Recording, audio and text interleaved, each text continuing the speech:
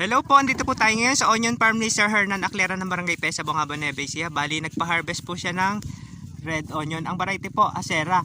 Ang estimated na price po, 60 hanggang 65 pesos. Sabi niya po kanina. Ayan. Lalapitan natin sila ating nagsasakay ng sibuyas. Ate, ito po yung reject ano? Ito yung reject. Papakita natin yung reject sa...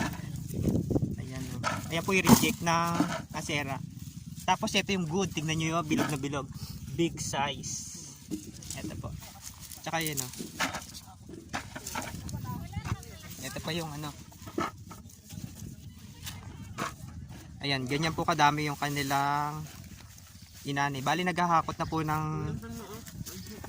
mga nakasupot para dalhin po dun sa ano, pinaka station ng buyer. Ayan.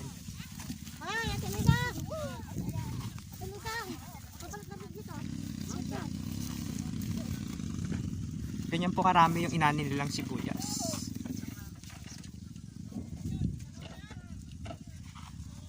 Nahanapin tayo dito sa Ate Galinda, pang ilan yun na po yan? Ayun, hindi sa akin ito. Tumulong lang. Tulong lang. Pero nakailan ka po? Walo yan. Wala sa times 40, ay 44 or 50.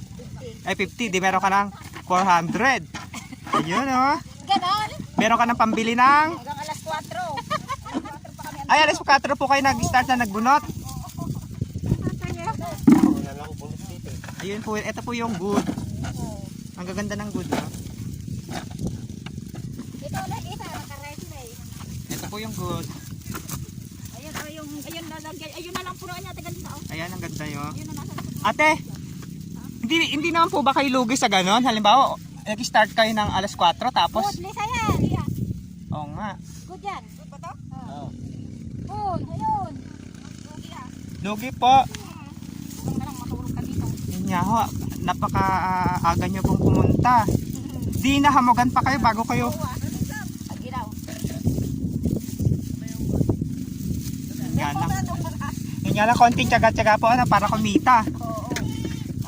Para may pambili ng groceries, bigas. Kasi naman po tambay. Paong para estudyante. Yun nga po. Yun po ang pinakamahalaga, pangbaon ng mga estudyante. Ang dami po nilang inani ano.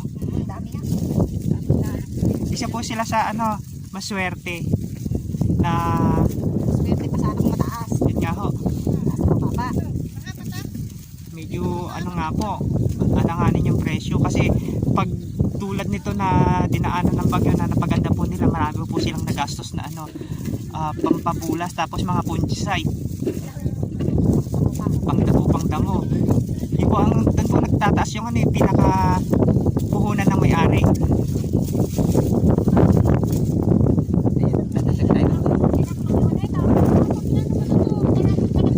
Ate, ikaw po yung kabisiliano.